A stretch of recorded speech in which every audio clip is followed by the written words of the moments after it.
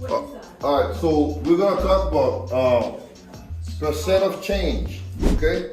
And percent of change, but what do I mean by percent of change? Is basically, by definition, is the amount of change over the original amount, right? And what am I saying? Let's say I went from like, let's say somebody went from getting like $15 an hour to like $20 an hour. And the question is, what's the percent of change in his hourly rate? How would you find that? That's what we're going to discuss in this chapter, right? Percent of change is basically going from a certain amount to a different amount, either by increase or by decrease. But you want to know, what does that represent in terms of percentage? That's what we're going to discuss, okay? So the first example, I'm going to use sneakers. As you know, I'm a sneaker collector. So assume the price of the New Balance 574, which I love, by the way, went from $90, right, but was reduced to like $75 a month. No, a month after its release date.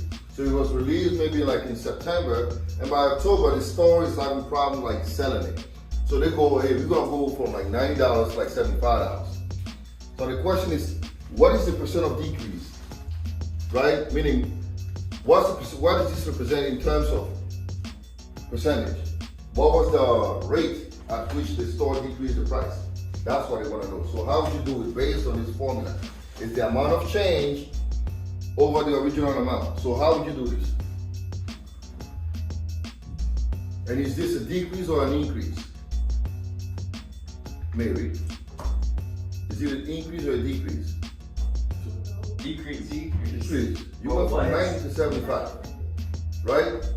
So first we need to find the amount of change, right? The amount of change. So how do I find it, Gigi? How do I find the amount of change? What day is it? Today is the 3rd. But how do I find the amount of change?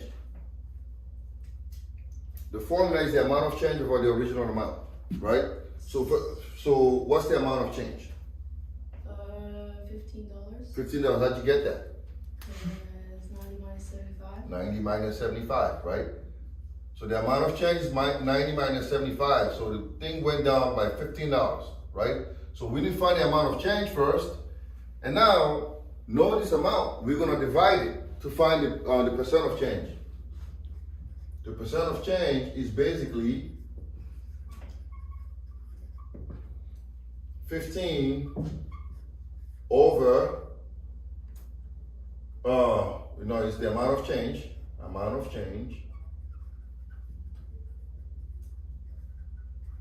over OG amount. I'm gonna call it OG, right? Original. So amount of change over the original amount. In our case, Brent, what's that gonna be? 15 over what? 15 over 90? 90, right? 15 over 90. So the percent of change P is going to be $15 over 90, right? Remember, we keep something in mind. So $15 over 90, right? And once we get the answer, we're gonna wanna get that answer in percentages. But first, we need to find out.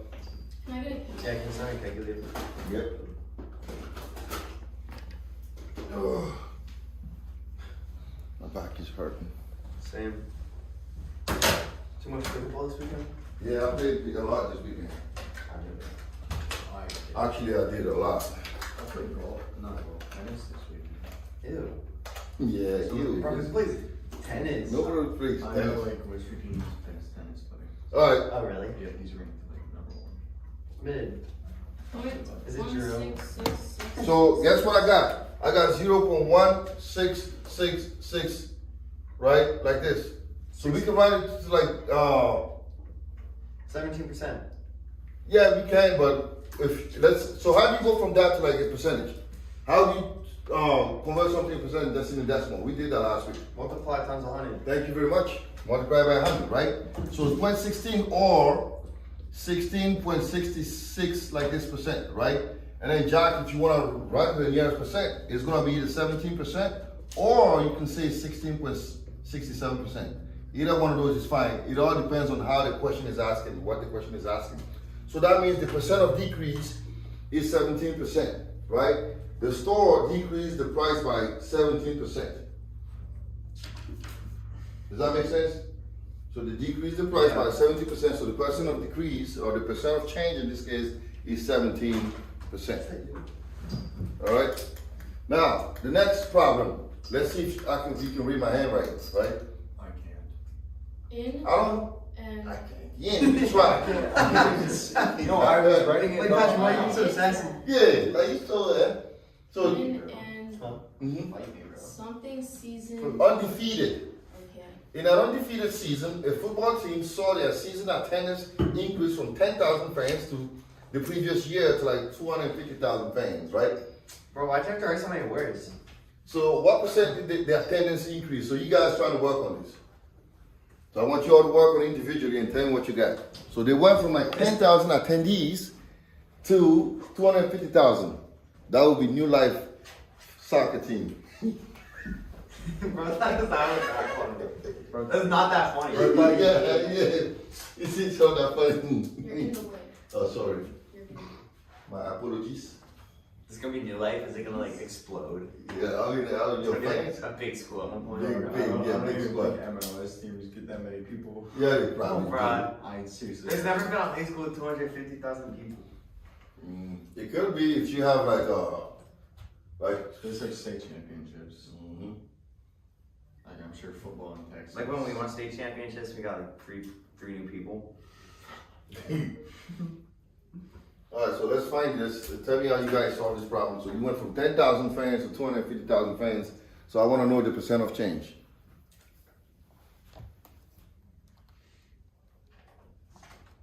It went from 10,000 to 250. Mm-hmm. Mm-hmm. Then tell me what's the percent of change based on the formula. Is the amount of change over the original amount?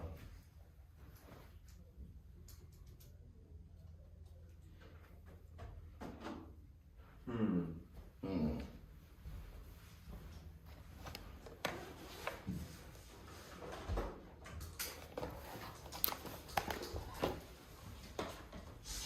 I don't think I did it right. I want to know the number you got. What did you get? Do you times it by 100? Once you get the number, yeah, you have to times by 100 to convert it into a percentage. So what did you get?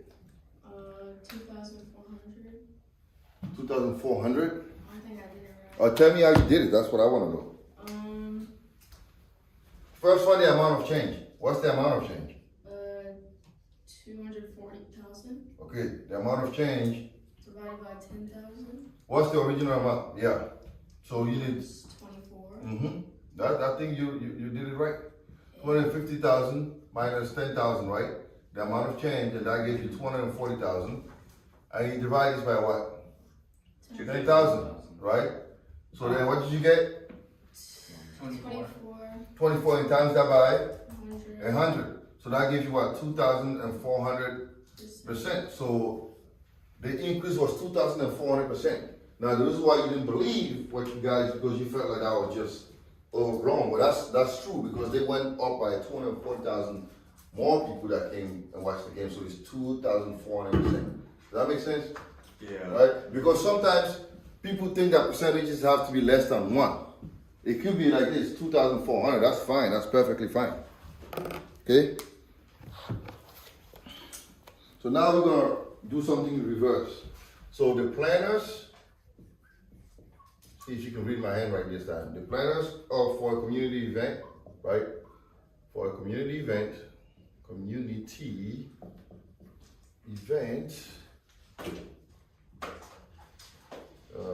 expect a decrease of 30% from the previous year.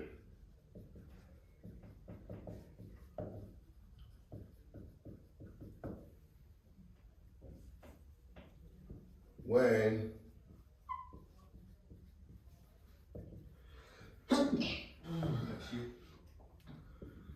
When what? Oh. Just stop reading it out loud. For real. What happened? Oh, sorry. Yeah, come on. Sorry. Dude, there's no way that's real. I'm telling you. Alright, so basically,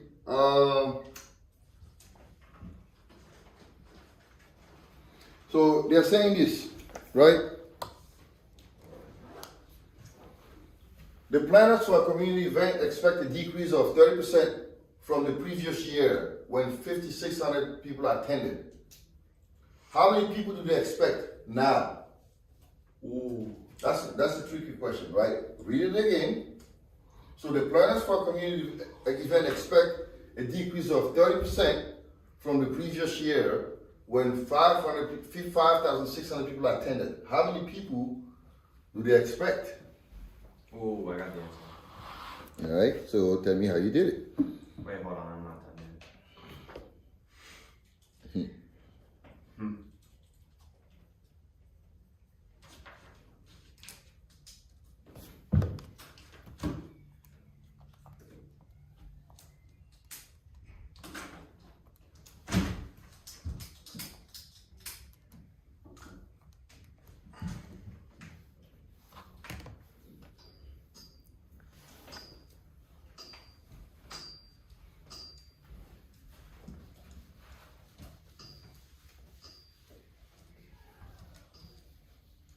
That's right.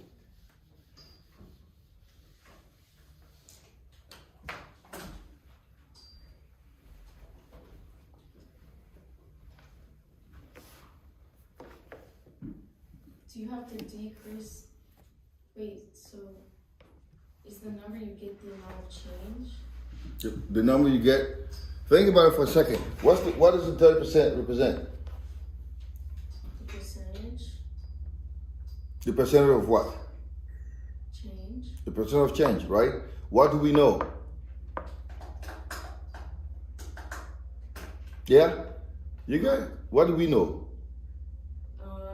5,600 people came. Okay, 5,600 people came, right? Okay, and then what else? Yeah? I don't think I did it right. All right, what did you get? I want to know what you got. What's your number? For amount change? Yeah. How many people did they expect? What did you get, Jack? I got 3,920. That's correct, 3,920. Now show me how you got that. Okay, I did. There's at least 3 ways to solve this problem. I did 5,600 times 0.3. 0.3, that represents what? That'll give you the rate of change. Rate of change? I mean, it'll give you like the decrease of people, The decrease of people, the number of people that are not going to show up. They're exactly right. which is 1680. 1680, so that is the amount of people